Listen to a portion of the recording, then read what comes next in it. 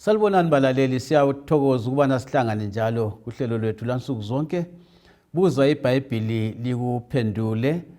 Mina ngumfundisi uEsindlovu, maviki wonke sixoxa sindawonye. Indumbolo zami zocingo u078 444 196 0718 444 196 kumbe uchayele ku078 620 4000 078 620 4000. Siyabonga, ngithanda ukubana ngamukele abafundisi engihamba labo. Bafundisi bingelana abalaleli. Salibonani balaleli, siyalamukela esifundweni sethu sanamhlanje okhuluma ngumfundisi umpofu CK. Salibonani balaleli, sithanda ukulamukela ehlelweni lethu Buza iBhayibhili likuphendule. Inkosi ilibusise nxa siya kufunda sindawonye, okhuluma ngumfundisi Mpofu. Siyabonga abafundisi. Ngithanda ukuthi singakaqhubekeli phambili balaleli, ngiyenzele amhlophe usamukelo phakathi. Amen. Nguye othole iBhayibhili lethu kumbuzo esiwubuze kuvikela liphelileyo. Siyabonga kakhulu. Ngithemba lawe uyafisa ukubana uthole iBhayibhili. Nombolo ngiziphile ezocingo nxa ufuna ukubana uzwe okunengi ngalesi sifundo.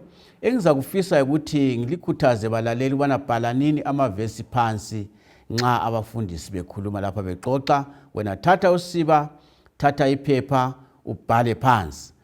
Bafundisi, abalaleli bajayele ukuthi imbuzo bayaxubanisa okusendaweni engcwele. So ngicela ukuthi likuchasise kakuhle bakuzwe ukuthi egumeni kulani, endaweni engcwele kulani, endaweni engcwele kulani, njalo kusebenzani. Okay. Namhlanje sikhuluma ngezinkonzo zansuku zonke. Sizakhangela izigaba ezimbili, indawo egumeni lendawo engcwele. Fundisi. Siyabonga mfundisi. Egumeni lapha sithola kule sitsha okuthiwa yilava dish. Eyayenziwe ngezibuko bese kufakwa amanzi phakathi. Uzananzelela ubana ke izibuko lezi zazenzela ukuthi umpriester esiyakwenza umsebenzi engakayinikela umnikelo azibone ukuthi uhlambulukile. Angabona engahlambulukanga kwakumele ageze, ngoba izibuko lezi zimele umthetho kaNkulunkulu oyisibuko. Uvele umsebenzi wesibuko siyakutshengisa lapho ungcole khona, wena ngozilungisayo. Then amanzi ayegeza kuwo ameleke igazi lika Jesu elisigezayo. Lokhu sikuthola ke eBhayibhilini encwadini ka 1 John 1 ivesi ngelika 9. Ukubana ke aluba sizivuma izono zethu sizichiya, yena ulungile uthembekile ukuze asihlanze kuwo konke ungalungile kwethu. Mfundisi, nxa ukhuluma ngendaba yokuthi umpriest wayegeza, kuyasikhumbuza engxenye khona kwesikukhulumayo la nxa kungabhalwanga eBhayibhilini ukuthi ngesilungu bathi bona cleanliness is next to godliness. Kunjalo mfundisi. So wayemele ukuthi abe ahlambuluke engakayenzi lutho. Kunjalo. Kukhona yini okunye lapha egumeni singakukhangela kwakusenzakala nsuku zonke? Kukhona mfundisi. Njengoba sike sathinta lapho ukuthi egumeni kwakulento ezimbili. Kwakule ilathi elomhlatshelo, altar of burnt offering.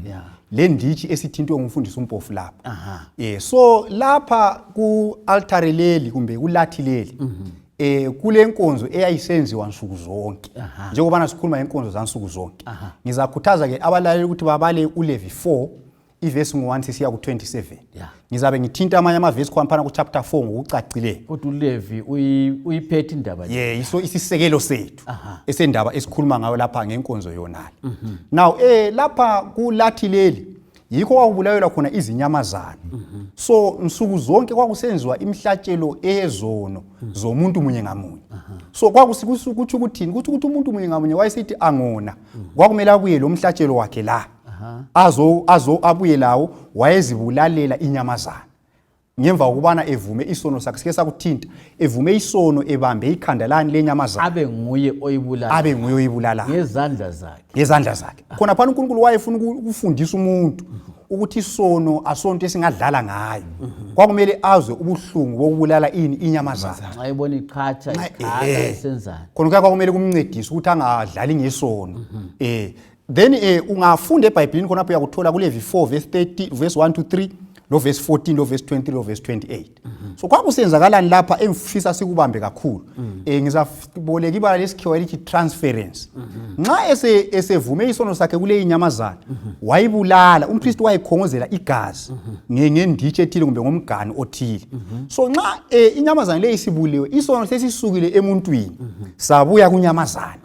Nxa umpriest esethethe igazi leliyana kwakusenzakala ukuthi kwesinye isikhathi wayethatha igazi angene endaweni engcwele ayechela igazi leliyana kuveli, iveli sike salithinta lalo. So nxa echela igazi leliyana, isono lesiyana sesisukile emuntwini saba senyamazaneni, ukuthi igazi lenyamazana leliyana lilesono somuntu. So nxa esechela igazi ukuthi isono sesisala ngaphi?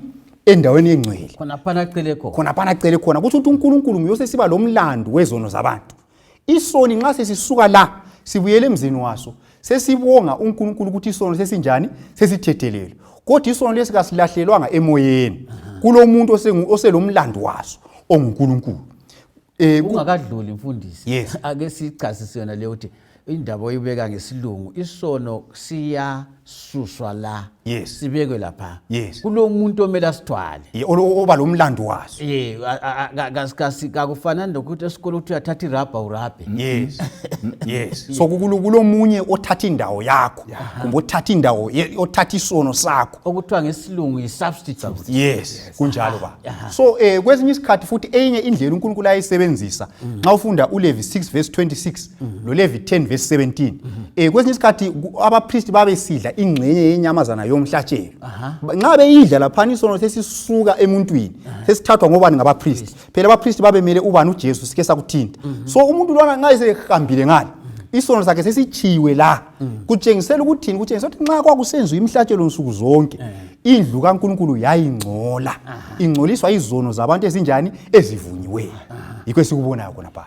Lapho bafundisi sifuna ukuthi abalaleli angithi bakubambe ukuthi inkonzo lezi zazingaphonkwenziwa nje kunjalo, kodwa kulento eqhakathekileyo ezikhombayo ukuthi uJesu liwundlu likaThixo elisusa izono zelizwe. Khona engxenye ukungezela khona bomfundisi ukuthi ukuqhakatheka kwegazi ungafunda kumaHebheru 9 verse ngelika 22 ithi yona ke kungekho ukuchitheka kwegazi kakukho kuthethelelwa kwesono. Yikubona ke kwakuqhakathekile ukuthi esebulela inyamazana igazi lelana likhongozelwe bese lisiya ecelwa endaweni engcwele. Kutshengisa ukuthi isono sesisukile ke, igazi elisukile lelana selisiya etempelini lasuka emuntwini. So ngibona ngazathi kuqhakathekile ukuthi bafundisi sikugcizelele kubalaleli ukuthi bangabone ngani lezi inkonzo zazisala ngale kodwa ziyakhomba. Engxenye esingakuthinta khonapho indaba yeguma, sisegumeni la. Iguma leli lali ngumfuziselo womhlaba. Izinto zonke zenzakala lapha egumeni zenzakala emhlabeni njalo. Ngoba iguma lali ngumfuziselo womhlaba. Egumeni kulani? Sithe thina egumeni kwakulelathi elokwenza umhlatshelo. Umhlatshelo lo umele ilathi lelimele isiphambano sika Jesu. Kwakusitshoni izinto lezi zazingekho phakathi kwesanctuary, zazingaphandle. Kwakusitsho ukuthi uJesu zafela emhlabeni. uJesu nxa efela emhlabeni njengabapriest, inyamazana zonke zazibulawela lapha kulathi leli. Umpriest wayengena legazi kuphela phakathi kwesanctuary. So kusitsho ukuthi uJesu laye wayezafela emhlabeni la. Abe sesiyasimela ezulwini ngegazi likabani lakhe. Ngiyibona indaba. Mfundisi ungayikhatshana khonapho ngasikhuluma ngalindaba isiphambano sikhona. Ngifuna ukuthi abalaleli bakulandele ukuthi kunjalo. Indaba yesiphambano kayiqali kuTestament elitsha. Ikhonjwa liTestament elidala ingakafiki. Njalo. Nxa sifika kuTestament elitsha ivele yaqala ngapi? Emuva ngale. So kumele sikubambisise khona uJesu wafela lapha emhlabeni futhi wafela ngaphandle kwedolobha laseJerusalem. Konke kwakufundiswa khona. So nxa ukhangela ialtar leli kumele ubone isiphambano sika Jesu. Kumele ubone uJesu elenga emthini waseCalvary emele izono zabo bani zethu. Njalo ungakhangela futhi even indishi leyi. Indishi lesithethini imelele umthetho kaNkulunkulu. Umthetho kaNkulunkulu wethulwa ngapi? Emhlabeni. Njalo abantu abasindiswa lapha kutheli amanzi amele ukuhlanjululwa kwesono. So abantu bahlanjululwa ngapi esonweni besemhlabeni? Antu uyabona. So izinto zonke lezi ezilapha ku-courtyard egumeni ziveza zingumfuziselo walokho okwenzakala emhlabeni hatshi ezulwini. Nasindaba balaleli indaba imnandi le. Manje singedlula lapha mbe kukhona okunye singakuchasisa ngiyenze ukuthi abalaleli bakulandele kuhle kukhona okunye singachasisa egumeni besingene phakathi. Hayi egumeni ngibona sokwanele ngoba yindawo yokuvumela kwakuvunyelwa khona izono. Ngase siya phambili ke isono sezivunyiwe ngapha. Sezivunyiwe. Asingeneni ke endaweni engcwele. Siyabonga. Endaweni engcwele lapha singagijima siye ku-Exodus 29. Ivesi ngu-38 sisiya ku-43. Kwakule nkonzo lapho yayisenziwa nsuku zonke. Okuthiwa ngumhlatshelo wekuseni la ntambama. Lapho kwakuthathwa khona iwundlu elilomnyaka onjani owodwa. Umpristi abe sebulala iwundlu lelana ekuseni. Lalimele isizwe sonke sako-Israyeli. Abulale futhi elinye iwundlu nini ntambama. Kwakumele isizwe sonke sako-Israyeli.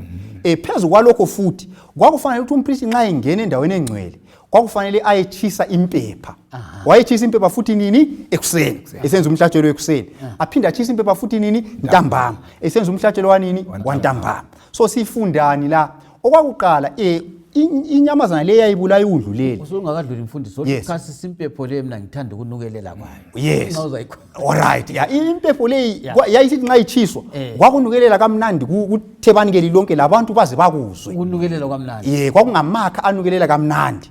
So kukhona kwakumele kuhlale kukhona ngoba kule message kwakuyichumayela ebantwini ngemthandazo yabo ababeyikhuleka kubani kuNkulunkulu. Right. So sithini lapha ekuseni lapha nxa kusenziwa umhlatshelo. Umhlatshelo umele ini uJesu. Kutshengisa ukuthi abantu bayavuma izono ukuthi uJesu uzafa endaweni yabo njengewundlu likaNkulunkulu elisusa isono somhlaba uJohn 1:29. Then nxa kusenziwa umhlatshelo kumele kuchiswe lani lempepha futhi. Impepha sathi meleleni sathi melele ukulunga kukaJesu okwenza imthandazo yethu injani yamukeleke ezulwini. Ibe liphungele mina. Yes, so kuthi ukuthini? Kuthi ukuthi kulezinto ezimbili kulo mhlatshelo wesono lemthandazo every day kuseni la ntambama. Kusitsho ukuthi thina njengamaKristu ukukhuleka lokuvuma izono kumele kuhambe ndawonye. Akuvumi ukuthi umuntu akhuleke engavumi ini izono. So yikho lapho kwakusenziwa umhlatshelo kuphinde kuchiswe lani lempepha every day. Siyafunda futhi khona phana ukuthi kumele sikhuleke insuku zonke ekuseni. Sengakaphumi sisiye emsebenzini kumele sizinikele. Sicela amandla kaMoya oyingcwele ukuthi singaweli esonweni. Antu uyayibona indaba. Then entambama futhi singakalali. Senze njalo sesisithi uNkulunkulu engcenye ekuhambeni kwethu ngosuku lwanamhlanje. Singabe siphambukile endleleni yakho. Sicela usithethelele. Indaba le mfundisi ithi ukuthi akula sono sami kumele silale singavunywanga. Ngoba kungenzekala ngingavuki kusasa kunjalo. Ikho khona. Angithi mfundisa uthi ukuthi emini bangakhuleka abantu. Kodwa ukuthi ntambama isikhathi esiningi imuli ziyabe zihlangenele ekuseni imuli ingakaphumi. Kukhona okunye endaweni engcwele esingakhuluma ngakho. Okunye okukhona endaweni engcwele lapha luluthi lwezibane eziyisikhombisa. Lokhu sikuthola ku-Eksodusi ngu-25 kusukela evesini lika 31 uye kuma kwelika 38. Indaba esayithinta. So uzananzelela ukuthi umpriest wayesithi nxa engena endaweni engcwele afike ke alayithe izibane leziyana. Abuye futhi athele amafutha ngoba kwakumele kuhlale kusiba lokukhanya isikhathi zonke. Amafutha awathelayo amele umoya oyingcwele. Izibane lezi ke zimele uJesu onguye ukukhanya kwezwe. Lokhu ke sikuthola ke kuJohane 8 verse ngelika 12. So kwakumele ukuthi esenza inkonzo zonke azenzayo endaweni engcwele izibane lezi zibe zikhanyisa ubusuku lemini zingacithi. So ke wayefike enze njalo ke abeseqhubekela phambili ngezinye izinkonzo. Kusitsho ukuthi uJesu siyamdinga izikhathi zonke ukuthi asikhanyisele lapho esikhamba khona. Ezimulini zethu emini ekuseni la ntambama siyamdinga ukuthi asikhanyisele. Nasindaba mfundisi. uJesu uyikukhanya. Njalo. Siyakubona ukuthi kuthi into le kayiphelele kuTestament elidala. Iyakhuluma lathi. Singathini ngeke siqede yonke indaba yendawo engcwele. Kuyini ezinkonzo ezasenzakala lapha singabe sesikuqedile? Sesingakhuluma mhlawumbe maybe ngetafula yesinkwa. Esayivezayo lapha ukuthi iveza uJesu njengesinkwa sokuphila kuJohn 6 verse 48 lo 53. So lapha sifundani. sifunda ukuthi uJesu kumele sihlale seduze laye. Kunjalo. Ngoba uJesu sihlangana laye njani ngokufunda ilizwi lakhe. So isinkwa lesasihlala sikhona nsuku zonke. Kusisho ukuthi ilizwi likaNkulunkulu asilifundi ka1 ngeviki.